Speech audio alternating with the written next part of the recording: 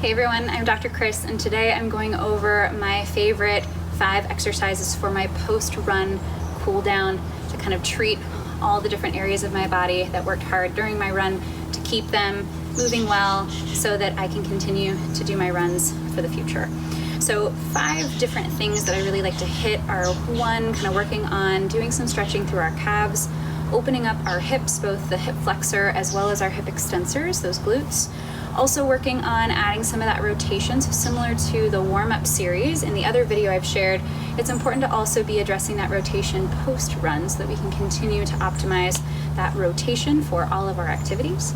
And then finally, also addressing opening up that hip flexor, but not in the way that most people think. So often I find so many people are kind of hanging into that hip flexor, but really what they're doing more so is kind of adding some compression to their back at the expense of being able to get into their hip flexor.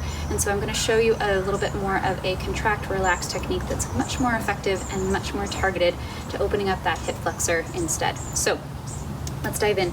For the first part, for our calf stretch, you can absolutely drop a heel off of a step, lean up against a curb, whichever position feels most helpful for you.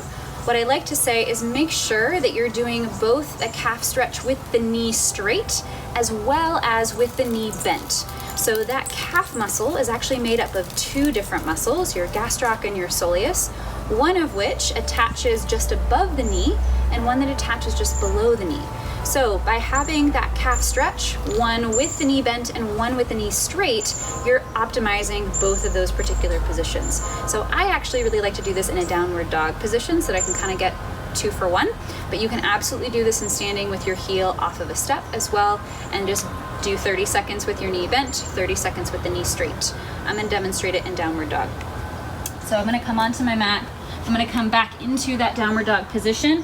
And so with my knees straight here and just really grounding those heels down into the floor, pushing into the ground here, I'm stretching that calf muscle, holding here for about 30 seconds or so.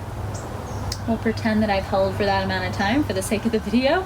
And then here, I like to actually kind of pedal out the feet and give a little bit more active motion through both positions. And this is where you can start to kind of notice if you have more tightness on one side versus the other by comparison of how low your heel can touch the ground.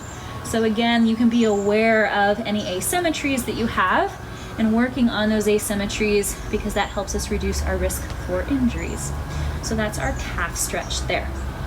Next one here, figure 4 stretch to kind of help open up the glute. You can do this in a couple different ways. So one, you can cross one foot over. We'll be stretching the leg that's crossed over, and you can pull that knee in towards your chest here. This is one position that you can do. From here, the other option that I really like too sometimes is actually placing this foot up against a wall so that I don't even have to use my arms or a piece of furniture. So if that feels more helpful for you, you can do that.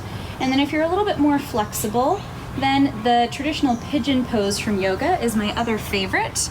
And so taking that leg in front, other leg long behind you, and then here you can kind of play into the different positions, whether you need to be up or if you have the flexibility to come all the way down or all the way flat onto the mat. So you can pick whichever position that your body enjoys most just to get that nice stretch through that glute throughout. Okay, so that's our figure 4 stretch. The next exercise I like is called the windmill. So I like to use a block here for my head, and we're gonna rest our head right there on the mat. You're gonna bring your knees so they're at like a 90-90 position here. And I like to take this hand and I'm gonna place it right on top of my knees because I don't want my knees or my hips to move in this exercise. I just want the mobility to be focused on my rib cage.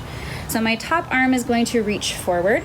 I'm gonna inhale here, exhale. I'm going to rotate and look to that hand and go as far as is comfortable. Our body has the capacity to reach all the way from the front here and actually bring that forearm flat to the floor behind us. If you're not able to meet the ground just yet, that's okay. That just gives us feedback that we have place to progress. So again, you're gonna inhale here, exhale, use that exhale to facilitate more rotation through your rib cage. Check in that your hips don't slide back, because that's gonna give you a false sense that you're able to meet the ground there, but in reality, you may be actually lifted off when our hips and our knees are in proper alignment. So I like to do about 10 or so rotations on one side and then flip it over and do 10 rotations on the other. Next exercise here is going to be our half kneeling stretch to help open up that hip flexor, and this is a more active stretch than the traditional passive stretch. So often I feel like people are familiar with kind of the half kneeling, and you're kind of leaning and lunging and trying to get all of that stretch in this leg that I have on the ground here. But you can see how I really have to lean super far forward, and it's actually creating a lot of arch in my low back, but not by really giving me a whole lot more stretch in the front. So how do we make this more effective and actually target that hip flexor better? So what I like to do is actually take a block, and I like to place my knee that I'm going to be stretching that hip flexor for.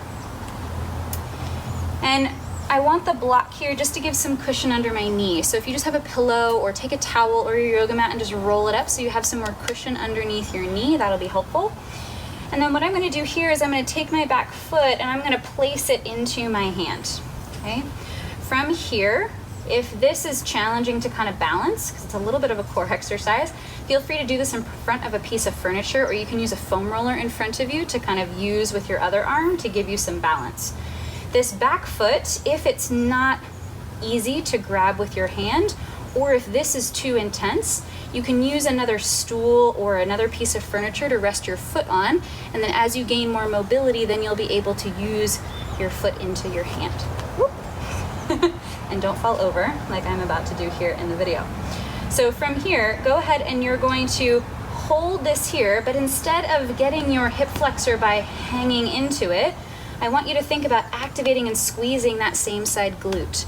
So when you squeeze this glute, it's actually going to lengthen the hip flexor on this side, and you're gonna get a much more effective stretch through the front of the hip and into the quad. So I want you to squeeze that glute. You're gonna hold that there, and I want you to hold for a good 30 seconds, working your way up to eventually holding for a 60-second hold. And yes, this is a lot harder than it looks, because that active hold, that glute on this side is gonna get tired, because it's working really hard to help open up the front of that hip for you. But over time, this is gonna be really helpful for actually improving your hip extension, which is the availability for your leg to reach behind you, which is going to give you a better push off for your runs. So this is also really helpful, not just for opening up your hip flexor, but also increasing that helpful range of motion so you can run faster and use your glutes, okay? So you're gonna hold for a good 30 seconds. Once that's finished, you can kind of let your knee out, give yourself a break there. I like to do about 2 or 3 on one side, and then I flip it and I switch it to the other, okay? So these are my kind of favorite go-tos to kind of wind things down after my run. You can absolutely use a foam roller, do any of your favorite passive stretching techniques to kind of help with hamstrings and all of the other pieces. But a lot of the exercise that I kind of incorporated in here sort of wrap that into place as well. So it's a little bit multi-purpose by going through those few movements here. So I hope you guys found this helpful. Feel free to drop any questions, comments down below, and I'll be sure to reach out and connect with you. Thanks so much, guys.